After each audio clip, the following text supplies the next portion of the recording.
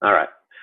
Welcome back. I'm Matt Davio with the 1 Minute Trader Podcast. And I've got a special guest to me. I'm intrigued here by Trent Lipinski. Trent is coming to us from the Bay Area. He's an executive in technology space. We'll talk a little bit about his background. But Trent, like I told you before we came on, what really, I want to give a little trailer here, what excited me about what you wrote on Medium recently. And you even call yourself a writer. I love that because you're definitely, you've done some really cool stuff in tech that we'll touch on in a little bit. But the thing that you wrote on, the piece that you wrote on Medium that really caught my attention, and the title, and I'll try to link this, and the title of it was Bitcoin is the Revolution. Mm-hmm. Subtitled, This Isn't the Bubble, This is a Rebellion.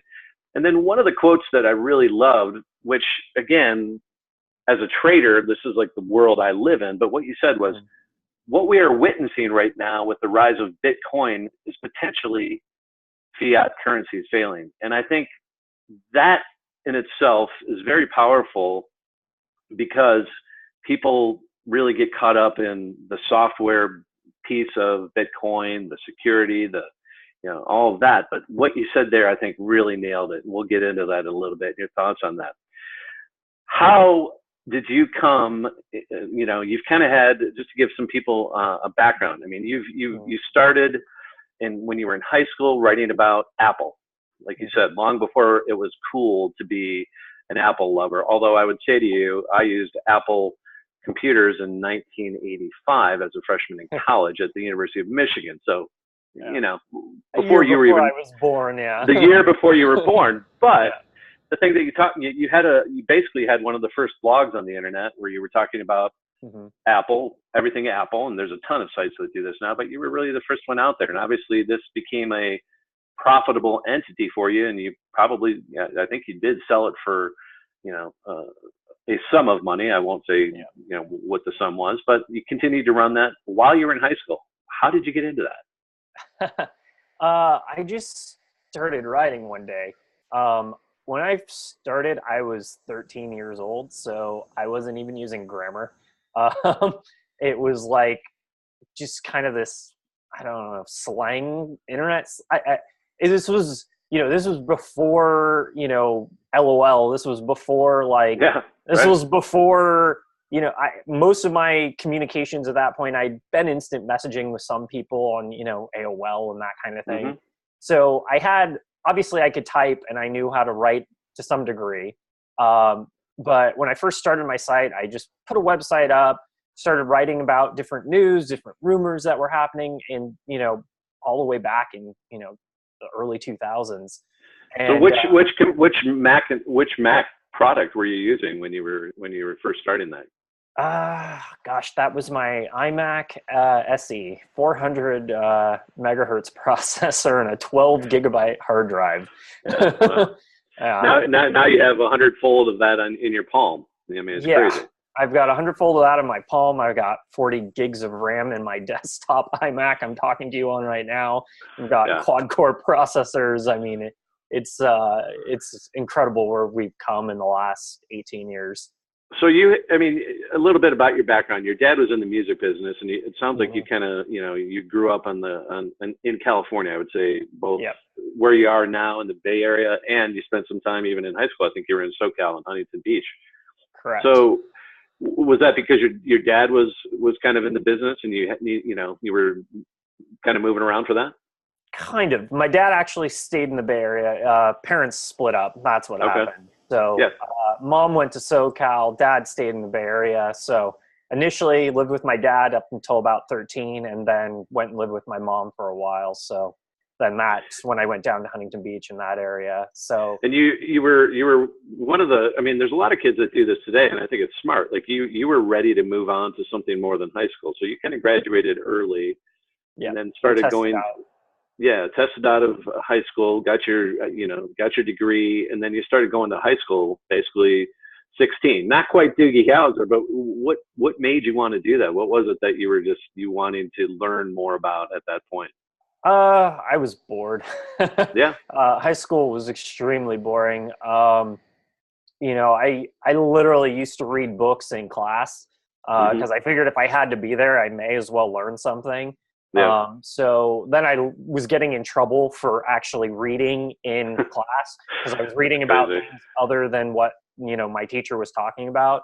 Because, Right. I mean, most of my classes, I had a very high reading, efficiency. And, obviously I could write. And, by the time I was 16, I had 10 writers working for me. I had editors. I had graduated from, being 13 and not using grammar to, using proper punctuation and, Sure. having 10, 20,000 people read my articles when I publish them. So, to have that at your fingertips at 16 years old and, 20,000 people who read your work every time you publish something, Yeah. writing that, that book report on, whatever in high school paled in comparison. So, I was already exposed to the world. I was online. I had access to information above and beyond, what a normal teenager had. So I was so far past what they were teaching at that time. It wasn't even consideration. So, Yeah. I thought testing out and going to college, like, yay, finally, I'm going to be with my peers and I'm going to be with people who, are intellectual that can have philosophical debates with me. No, it was actually worse. It was more of the same. I literally had teachers who would defer other students' questions to me because they knew I knew the answer better than they did. So, it was one of those situations. So like when that started happening, it was like, okay, something is off here. So I eventually even dropped out of college because I got bored of that. So, so what do you tell, but obviously here's what I always say to people, like you obviously are smart, you were well read, you were doing this, education, I believe is important. It doesn't matter what form or how you get it. I believe that it's an ongoing process. For me, the internet's been the greatest thing ever for everybody because anybody can go out and learn anything they want tomorrow. They don't need a degree. If they want to become, a programmer, they can do it. Yeah. There's ways to do it. So what would you say, what motivates you as an individual to do that? And is it just that thirst, that ongoing quest for knowledge? Yeah, it's just curiosity. I've been curious since I was a kid. I was that pain in the butt child that always asked why. And, right. And even when you explained why, I'd ask you why you just explained what you just explained. Because then I wanted to know the intricacies of how that worked. So it's just been a lifelong curiosity, So I've gotten older now, so I've realized I can't learn everything. And, I have to work with other people who are, smarter than me in some regards in different aspects. But so let's fast forward. You're in college, you drop out, you've got this website that's obviously driving some revenues, you sell the company, and then you go on to work for Valleywag, you go on to write for Suicide Girls. People probably heard of those. And then you get kind of pulled back into, the corporate world, work for a number of $100 million organizations. You work for some of the founders of the original MySpace, right? Yeah. And so you did. They had a new company or a new product called Live Video, where you were basically in charge of producing much of the online content, and that was back in 2007 when nobody, I can do this now, but nobody was doing this. I was doing this type of work back in 2007, much like you were, but you were 20 years old. I was 19 when I first started working for them, and at 20 years old, that working for that company was a great experience because, I got to learn from seasoned entrepreneurs. And not only that, I also got to experience the failure of that company, which was a really good learning experience and something I couldn't have learned in college. Especially at 20 years old. Talk about that a little bit, because it's so worldly for you to say that. Yeah, the founders of that company had walked away with $50 million from MySpace. So they used that money to start this new company. And, we had huge ambitions to become what is essentially YouTube today. Yeah. So we had better technology than YouTube. We had a bigger audience. We had more traffic. We had a bigger network. We were bigger than YouTube when YouTube got acquired by Google. So we had an opportunity to be what YouTube is today. And we did everything in our power to try and achieve that and failed. Did you, were you aware that Google was sniffing for a product like that? Were you guys talking to them? Was that something that was on the table at all, or that just kind of happened quietly and went away? Yeah, so Google never, I don't believe they were looking to acquire us because they were in talks with YouTube at that time. So I think by the time they caught wind of what we were doing, that was, they went another direction. So once YouTube was acquired by Google, actually most of their primary users, a lot of the power YouTubers at the time, defected and left the platform and came to live video. And then Google literally cut some of them checks to go back to YouTube. So it's a powerful motivator, money.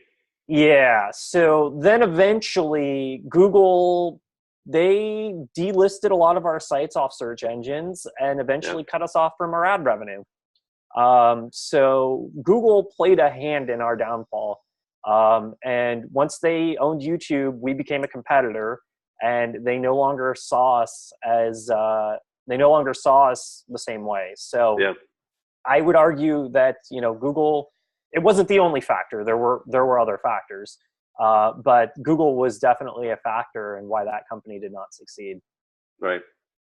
So then from there, you got to go back and kind of like grind it out. And I think you worked for Playboy out in LA for a while. Yeah, I did internet marketing and web development for them. Which had to be pretty fun. Yeah, 21, 22. Yeah, that was a good job in my early life. Have any good Hugh Hefner? I never got to meet Hugh. At that point, he was pretty much not really involved. So I never got to meet him. Unfortunately, I never got to go to the mansion or anything. You never dated any of the girls? Not technically a Playboy model, but you did date around that environment for a while. Yeah. I don't mean to pry. I'm just having some fun. Yeah. So you're doing that again. You're kind of doing this, the early onset of SEO and getting their entities noticed, right? And really building out platforms, I guess, is the way I would look at it. And then you went into the healthcare side of things, and we're helping a company called the West Coast Clinical Trials to develop their, I'm sure, presence on the web. And then you started your own internet marketing startup, which a lot of people probably used, and they probably don't even know it, CyberChimps. So talk about that a little bit, because it kind of goes back to your writing focus. So, working at Playboy, I was running all that. So I was running all their social media. I was doing all this SEO stuff. I was taking content viral. Then, unfortunately, I got laid off from that job at the end of 2008 because of the recession. The entire department I was in got axed. Wow. So, when I went to work for the medical research company, I built a lead generation system for medical research trials. So this was back in 2010. So this was before the term marketing automation existed. This was before Salesforce was really popular. I was hacking WordPress plugins together to basically build lead gen to help them fill these studies. And then I was using, Google AdWords and using using all these different tools and all these techniques to drive traffic, target specific, user groups and try to get them to fill these studies, and targeting people locally that were near the facilities where we were actually doing the trials, that kind of thing. So I realized I can use all of these same techniques for myself. Right. So, I'd spent the last 5 years, working for all these companies, promoting all these companies, working in all these different capacities and doing all these different things for all these other people and helping everyone else make money. I was like, wait a second here. Like, I can take all of this knowledge, everything that I've learned, and I can do this for myself. So I did. So I started CyberChimps. I started marketing myself. I started creating my own products, and I started doing, initially just client projects and, building websites for people. And I realized all my clients are asking for the same thing. They all wanted the same website. So couple color variations, couple different things. So it was just like, all right, well, why don't I just build one template and then build the functionality and the options to be able to change those colors and, make that process simpler. So instead of having to dive in and program and do all this code, I just picked a variable. I just, went from a tab and said, I want the site to be green. I want it to be pink. I want it to be red. So now, I did this to make my life easier Sure. so that I could start rolling these things out quickly. So then I did something kind of crazy where I released this software for free and it went viral and it took off and millions of people downloaded it. And then I started charging for a pro version. And, fast forward 5 years later, I bootstrapped the company to $1 million in revenue and sold it for an exit.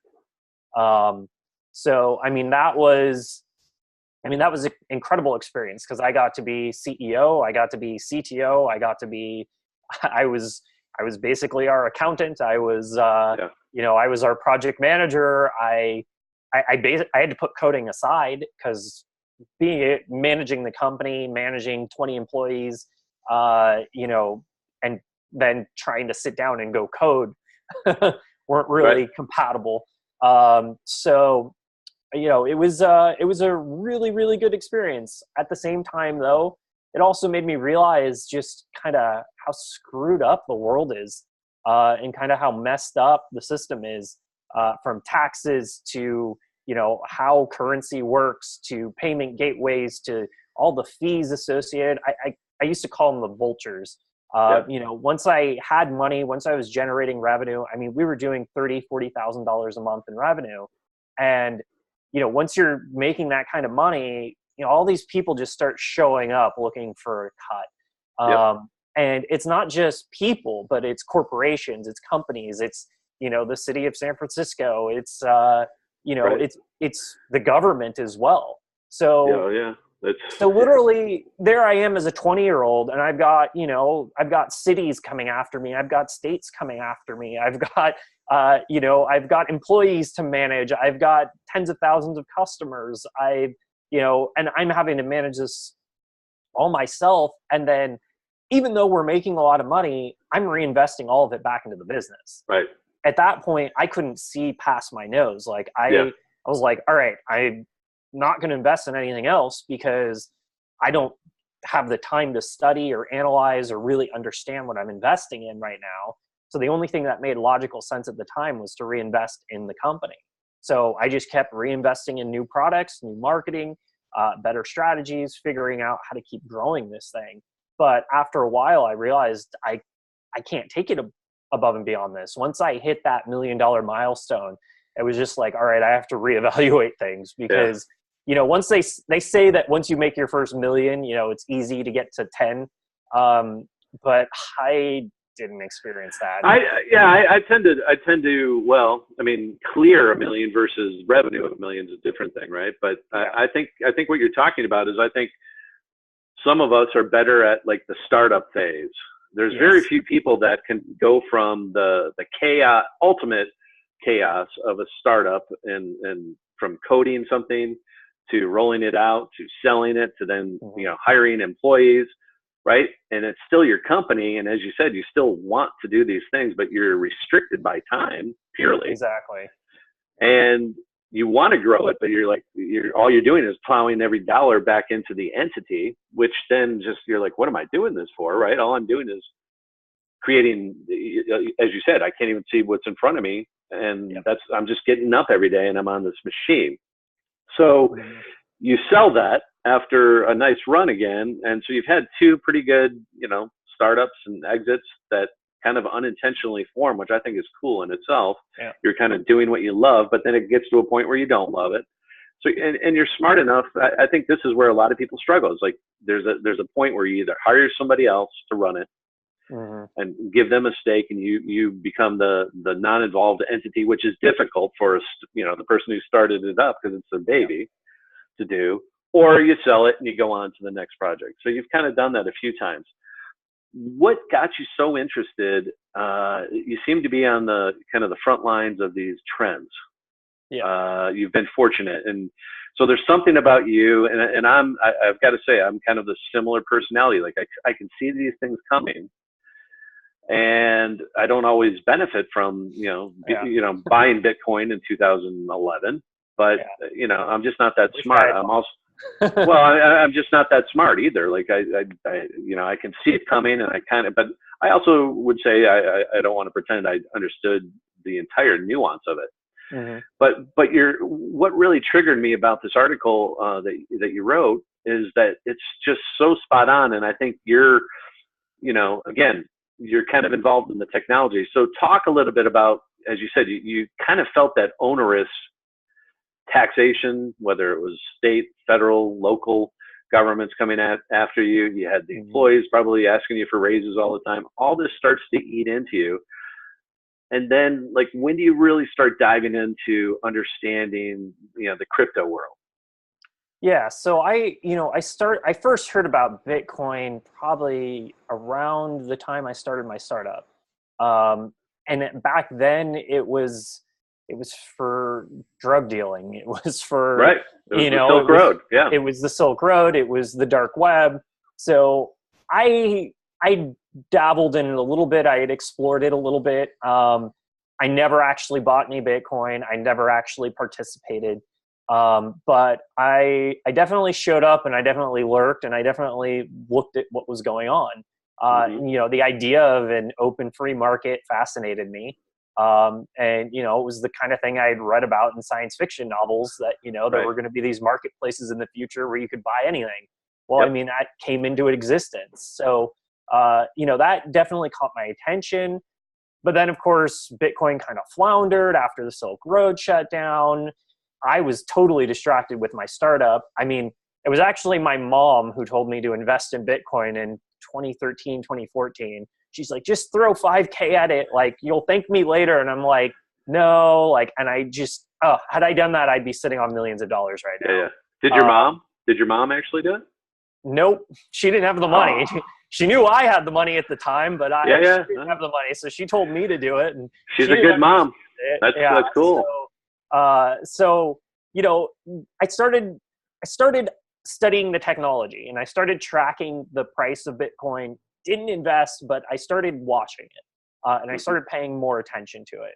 So then what really started to fascinate me was, once some of these other blockchain solutions started coming out, like Ethereum, where you could run decentralized applications.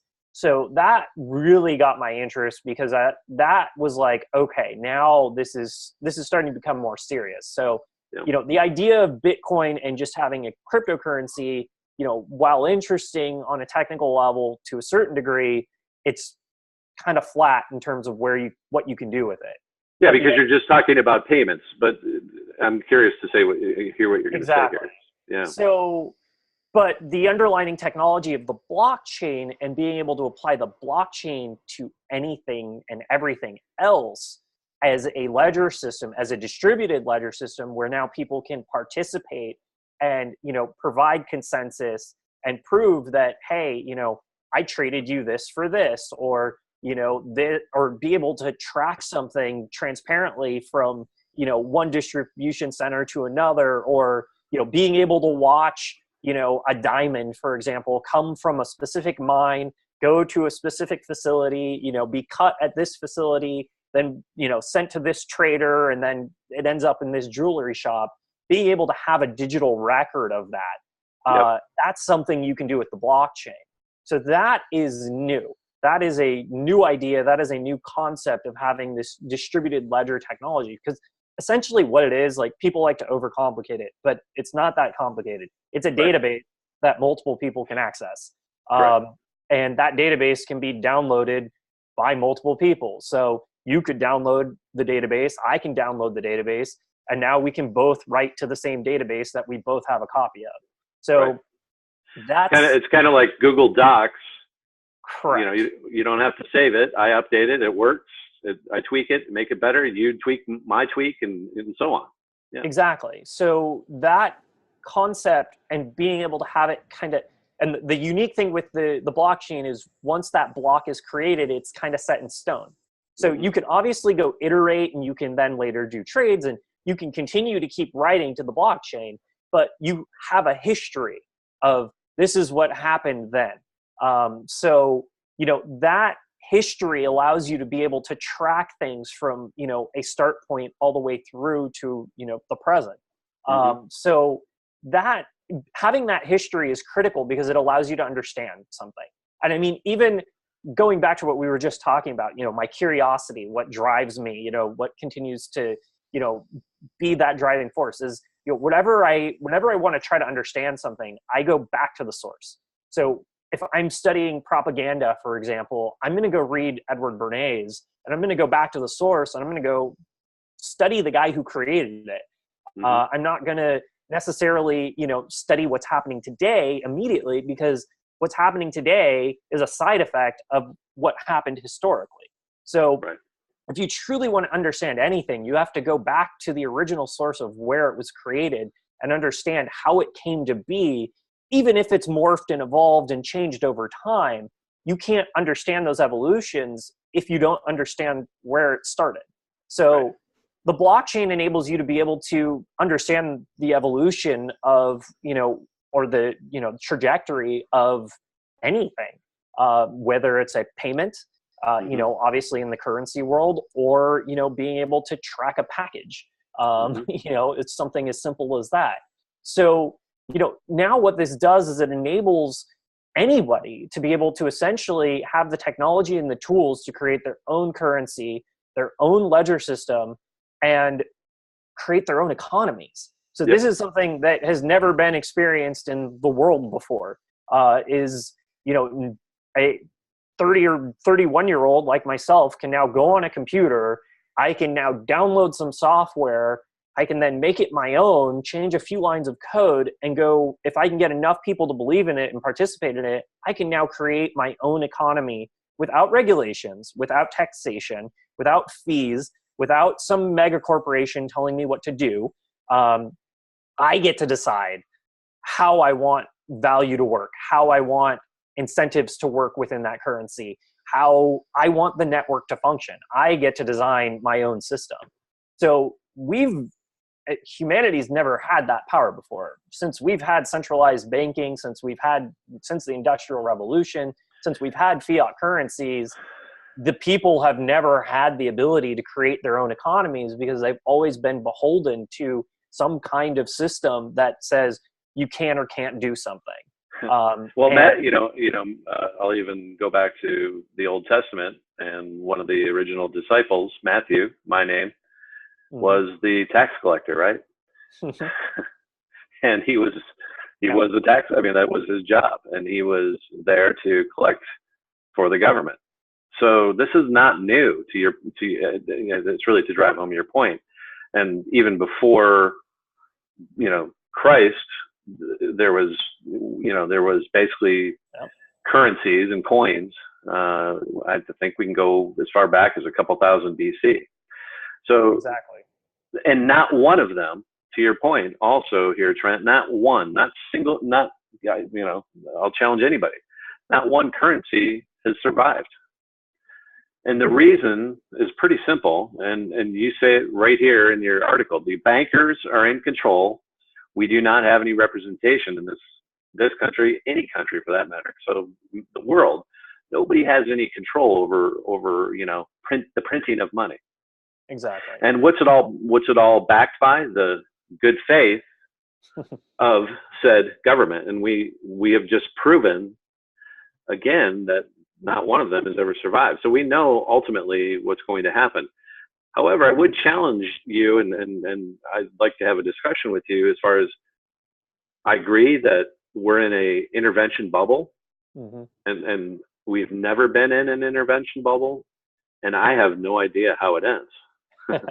And what triggers the first domino to knock, it's going to be a small one too. And this is what's so fascinating, and it has nothing to do with blockchain, and it has nothing to do with Bitcoin. But what it does do is it really has the potential to open up that transparency and that liquidity that we all seek, right? I mean, this is the thing. It's like this is a thing that's so intriguing, and it's almost ironic in its own sense, in that what we're talking about, the whether it's Bitcoin as a currency or any other alt currency or the blockchain itself, totally, I get it. Like I get excited about it too when I start thinking about, oh wow, like it's not only, forget about Hipmunk and all these, price aggregators for travel. Now I can really go and say, who wants to sell me a ticket for $150 today? Yeah. And I don't want to pay all these taxes and bullshit that comes along with it, because you have to pay the city to put your parking garage there. So when I get my rent-a-car, I have to pay a tax on top of the true fee, right? Yeah. So I'm with you. Like, this is what we're talking about. We're talking about giving like true value to where value is. And stuff like this also would have the possibility, I think, to really clean up and really get rid of, let's talk about the swamp. Like, there's a lot of, we can talk about how crazy Trump is, but there's a lot of what he's saying is absolutely true. Like, and it's speaking to what we're talking about. We've gotten so out of control on every level of government. We can never pay back mathematically the debt that we've created out of nowhere, which is just from printing money. But we could really do a lot of things here that would really, again, kind of, you would have politicians in and out a lot quicker, fail faster, and I'd be all right with that. And I think most people would. Oh, absolutely. I mean, the implications of currency on politics, the political implications, I mean, that's currency is why we have politicians that are in office, why we have lobbyists, why we have all this corruption, why we have all this collusion. And then it goes even deeper than that, because then when you start looking at, the different layers of the deep state and, the defense contractors and all these different divisions. I mean, the way I kind of look at it now is like, I look at Hollywood as an arm of the deep state. I look at Silicon Valley as an arm of the deep state. I look at the defense contractors as another arm. I look at politicians as an arm of the deep state. So, there's essentially this kind of like maniacal, like, sometimes sinister, sometimes it serves a function and a purpose. And, at the same time, again, the United States, I mean, we've accomplished a lot. There's a lot to be said for the power of the United States and all of the things that are accomplished in the existing systems. Yep. But at the same time, we've reached a point now where these systems have aged to the point where they have just been corrupted by time. Right. And now what we're experiencing is we're seeing this generational transition right now. And, now we have Edward Snowden's. Now we have, Manning. Now we have Julian Assange. Now we have this younger generation that is bringing an extra layer of transparency to the system. I mean, I've read articles, about like the CIA, head of the CIA, complaining about how the millennials are the ones leaking everything. And they're right. It is the millennials leaking everything. And the reason the millennials are leaking everything is because the millennials have been kept out of the power structure. Name a millennial in a position of power. Name one governor, name one politician who is under the age of 40 right now. Doesn't exist. Not in this country. There's a few over in, I think New Zealand's got a younger new, but she's kind of way left too. So you unfortunately don't have kind of a moderate person for sure that's out there in control. Yeah. So you have literally half of the U.S. population that has no representation. Right. There are more millennials. There are more if you combine the millennials with Generation Z or Y or whatever you want to call them, you combine everybody under the age of 35 or under 40, we outnumber everyone else. Yep. So there's more of us than there is of everyone else, and we have zero representation. We have no positions of authority. We aren't in the banks. There's a couple of us that are in positions as CEOs of tech companies, but even I know some of those guys. I've met them in person. I'm in San Francisco. Even the people that are millennials that are in those positions of power, they're completely like they're not, I don't want to be rude here. They're in a, they're basically in a glass bubble. They're in an echo chamber. They don't understand or know or experience what's happening to the rest of their generation, because they're in a position of privilege and power. So, if you're the CEO of a major tech company and you're Mark Zuckerberg and you're a multi-billionaire, you don't understand what's happened. You don't have friends that work at Whole Foods. You don't experience, the plight of the average millennial because, you're in this upper elite echelon. So they're very disconnected from what's happening to their own generation. And then even they're beholden to their investors who are all older. So, so the millennial generation has just been completely shut out and has had zero representation, has a zero power. So they're literally fighting back with technology. I mean, that's what Bitcoin is. That's what we're seeing with this whole cryptocurrency thing that's happening right now. I call them crypto kids myself because the average crypto investor is younger than me. They say 25 to 35, as always, is the real active, and then primarily male, which is, again, it's similar. It's so funny because that's what's interesting is like it's the same individuals that in the past were involved in trading stocks or anything else. Like the 2000 bubble everybody was right there. Why would we trust that same system? No. But that was totally different. Again, I've been doing this 28 years. I can tell you, again, I don't pretend to be the technology guru. That's why I want to talk to people like you and get some different input. But I entirely agree that we're in this, kind of, it's a brand new stage. And I doubt Bitcoin as the brand name today will be the one left standing. I'm entirely sure we will see governments desperate we're going to make all of them illegal. They'll try. They will try, but this is what I'm saying. If you're found doing any transactions in this, you're going to jail because they're going to be so desperate. And I think it'll start in South Korea. All the talk now is South Korea is going to forbid it. Well, okay, that just tells you it's totally pandemic. I mean, it's everywhere. It's entirely in the world. Russia and Venezuela right now, I'm sure I'd like to get your feedback on that. They've already found a way to get rid of their oil that has basically been boycotted by the United States and all their friends with their own crypto. Now, can you trust? Yeah. But they're backing it with their physical oil, which is their asset. That basically is, there's basically a war against those countries right now by the friends of the United States who are like, you know what? We're not going to do business with you. And this is a way for them to provide themselves some liquidity and skirt that way of doing it. So it's interesting. There's a lot of things like that are on the plate right now. So what are your thoughts on that? I mean, how does that, we can be negative, but where do the positives come from this? And what do you see as like some of the sprouts that are coming up that people have yet to see? Yeah. So on the negative side, I mean, ultimately the US dollar is no longer backed by anything other than military force. People used to call it the petrodollar because for a good 20 or 30 years it was, but we're running out of petrol. So for the last 10, 15, 20 years, we've been in currency wars. I mean, even Iraq was a currency war. So, North Korea, Iran, 2 countries that don't have central banks, look what's happening there. So that's what's happening on the negative side. That's where, 70-year-old presidents are going to war.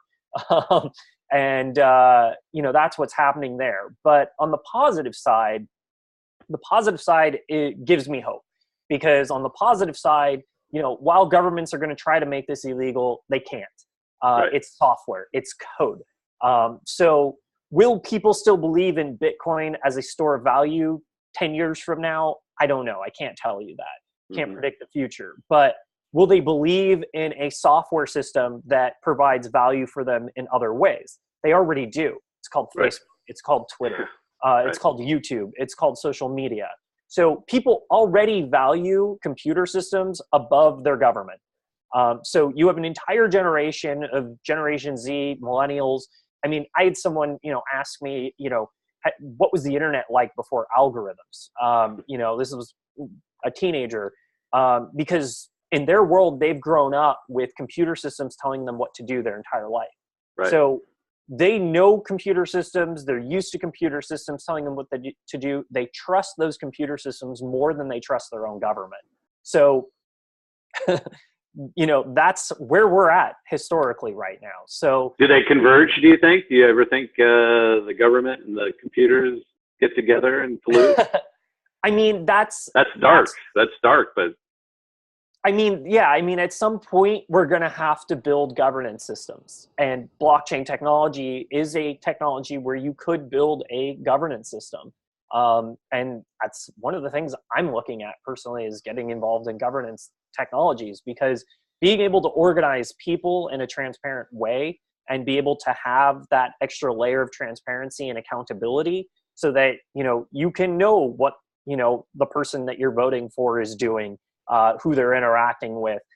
Maybe you can read their emails that have to do with official business, maybe not their personal ones, but maybe you have access to that information. We're going to have to eventually hold our politicians to a higher standard of transparency.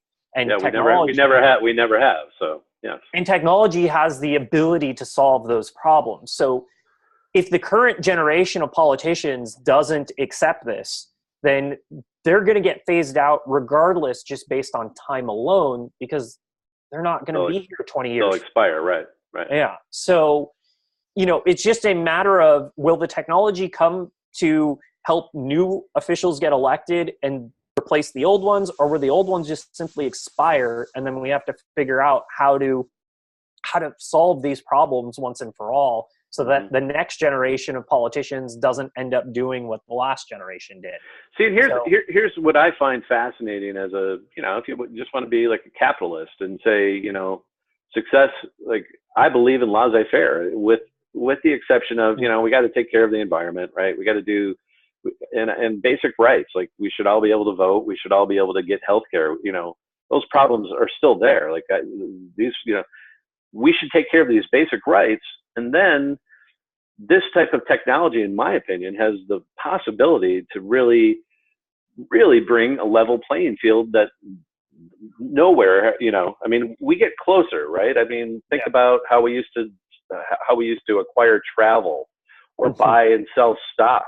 You had to call someone. Or you used to have to go into their office and say, I want to take a trip to Europe, and I need to buy traveler's checks. I got to pay you a fee. So what happens as we progress with technology is always we commoditize, we thin it down. And I think, obviously one of the major problems with cryptos right now is there is no centralization of the decentralization. Correct. So I would love, as a trader, to take advantage of my skills in said market, but it's really hard. Yeah. There's only, the CME and the SIBO are the ones that I kind of trust. And of course, that's limiting, and there's not a lot of participation. Still, the 99.999% of the transactions are happening Coinbase, Bitrex, 100,000 different names, and who to trust, who not to trust.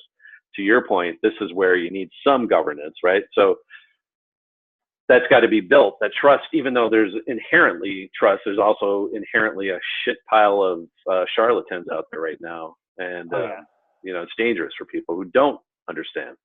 Even for the people who do understand, you can still be fooled. Because, there was recently a cryptocurrency that had plagiarized part of their white paper, and, all these people thought, they're going to go build this crazy new technology. Well, it was all based on lies.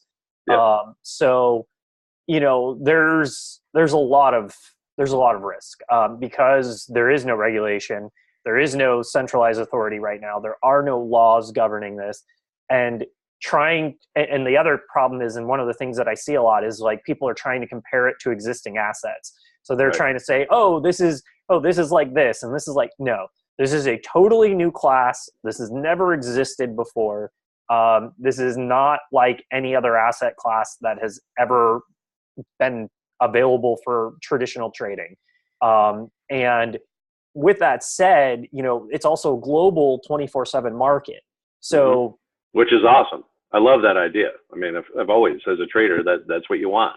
It's awesome and it's scary. Yeah, well, but I don't want, the shutting of the market is where you get hurt or miss opportunities. And if you're fluid, I really believe that, if everything is transparent and everybody's getting the information truly at the same time, markets wouldn't be closed on weekends. That's why bad news is released Fridays late, Saturday mornings, whenever they feel like. Yeah. So by having a 24/7 market, it does create, it creates that, it creates an environment where now you can't lie. Even if you release bad news on Friday, well, now you can trade Saturday morning and, fix it. Whatever. But that's better. But I'm of the irk that failing fast is always better than delaying it. That's the problem we're living in right now. We have, correct. We have the FOMC continuing to keep rates falsely low, which is going to ultimately smash them in the face. And those guys will all be expired, as you said. Their term will have been gone. It's always this way, right? So they just enough to get themselves out, and then I mean, this is in technology. I mean, they call it legacy systems. Yeah. So, I mean, in this particular use case, we're talking about the legacy system of the U.S. government, of politics, of the Federal Reserve. These have become legacy systems. And, just like, it took forever to get rid of Windows XP, we're going to be struggling to move forward and figure out what the new systems look like. And there's always going to be that subset of people that don't upgrade. Have you seen Hamilton? I have not. Okay. Yeah, sorry. Are you familiar with the story? A little bit. Refresh my memory. Well, it's really about Alexander Hamilton, obviously, but Alexander Hamilton is the father of intervention. This is the irony. I find so much irony in, in my wife, a school teacher leaning left, who, is all for the people. And I'm like, well, you understand that he's the father of where we are right today. It's like, so coming back to your point, let's get to the root of how this all began. And why was Alexander Hamilton there for the bank? He was there for the bankers. He was there because he believed that the free market didn't work, and we need we need this invisible hand always. We need grandpa who's always going to come to the, but it's not for the masses. It's for the small group always. So I just find so much irony in the because it's not a fair justification of the real story. Well, which again is how, unfortunately, history is very much revisionist always. So yeah. And there's always been a social elite, and they've always believed in some level of superiority over the masses. Yep. So a natural caste system. It is very much, it's a factor in human nature. It is. Especially if you're born into that reality, you don't know anything else. Right. And a lot of that has played itself out in history repetitively over and over again. It's a cycle. So here's a couple things that have come out in the news recently. I want to get your take on. First is Kodak. Did you see the news? Yeah. So your thoughts on that, because you said earlier that even you and I could have our own branded currency if we had enough customers that were willing to believe in it and transact in it. So this is essentially what Kodak is trying to do. There's a couple things, right? They have their own machine that they're supposedly selling that can help you to mine. That's I don't know if that's true or not. I don't know if it exists. But the other thing that they talked about was, hey, this is going to be kind of a digital rights management system so now photographers who have put their pictures out there on the web and other people steal them and post them on their own Instagram and blah, blah, blah. Yeah. This goes on, right? So maybe this is a way for those people to really truly get micro paid for every time this thing's posted, and because there would be no way around it if you truly had a DRM for digital photography, right? This is a perfect example of this could be hugely beneficial for many, many people. Absolutely. I mean, everything you just described is totally technically possible with the blockchain.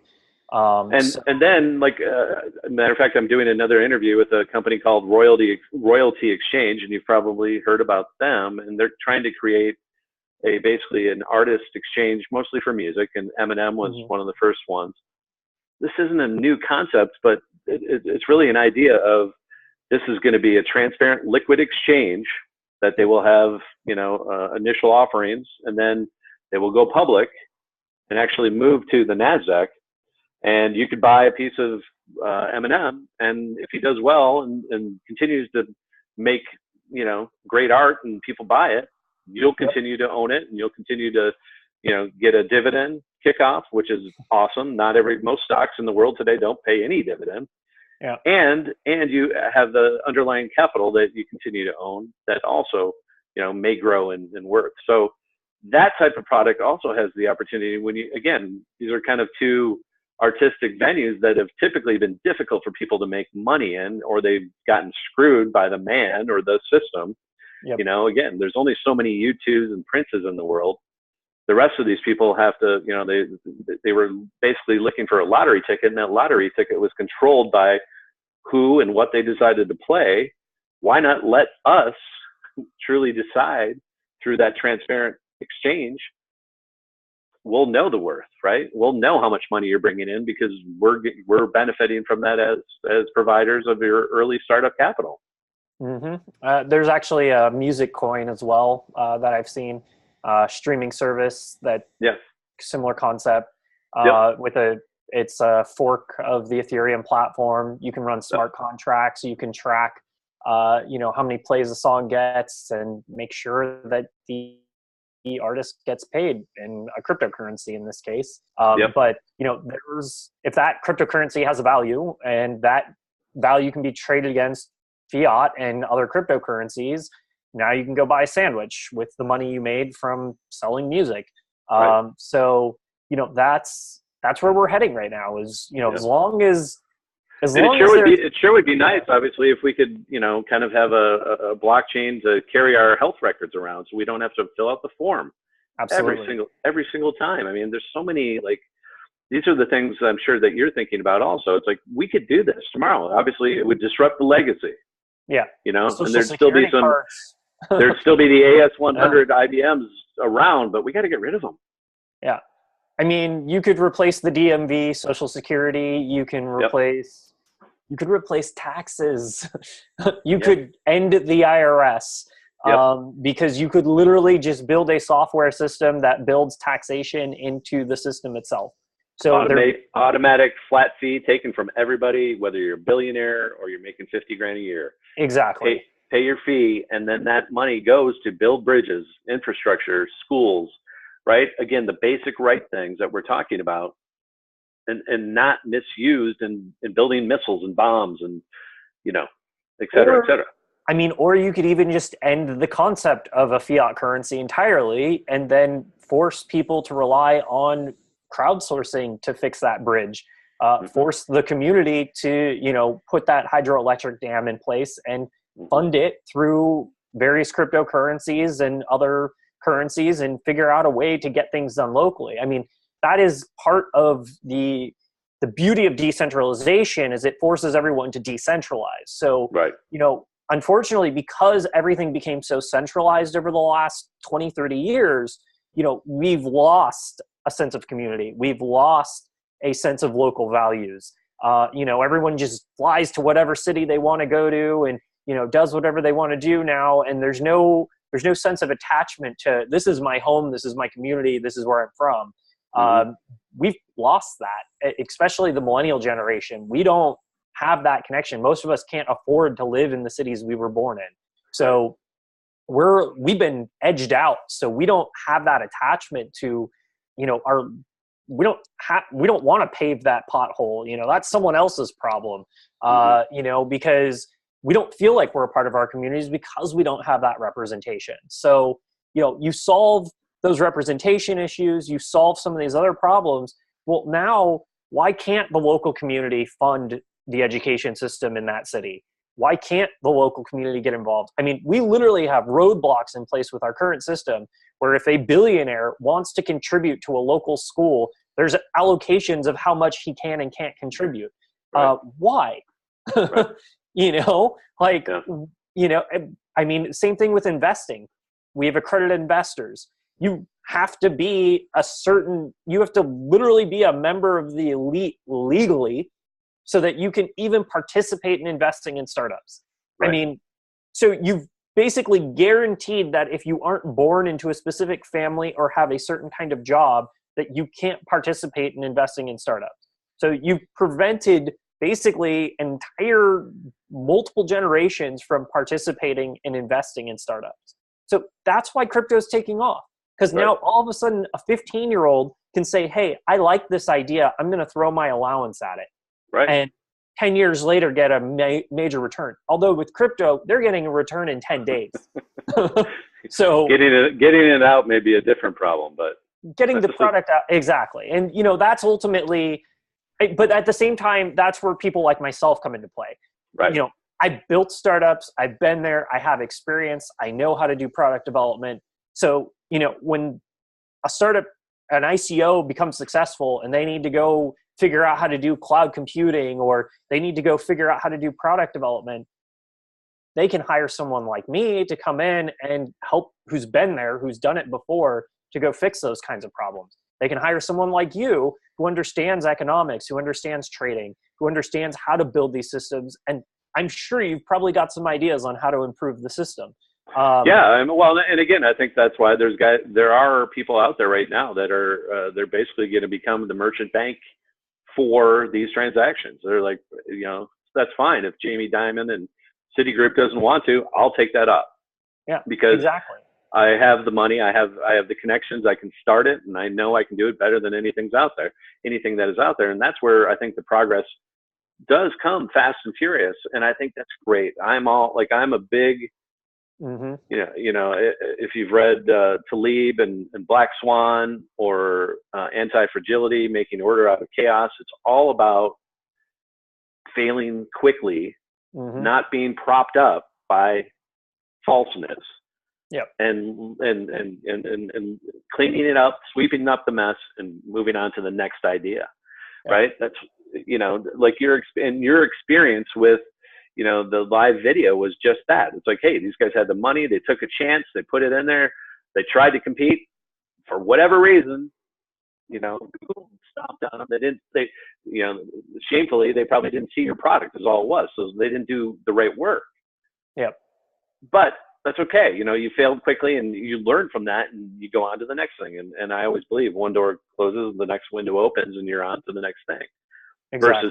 Versus, so I think there's positive pieces with all that, with the right transparent mechanism in the blockchain, I think is really that. So what would you say, like if I said to you, give me, I know it's hard, I don't want you to predict, but 6 months, 12 months out, what's something that you see coming that nobody else does right now? So there's going to be a major shift away from mining. So the concept of crypto mining that we know today, they call it proof of work. So that model was great for when it was developed in 2008, 2009, but we don't need it anymore. There's new models that are coming out, like proof of stake models, proof of service models, that use a different form of consensus to be able to verify transactions right to the blockchain. You've got things like IOTA, which is using tanglement algorithms, and there's more.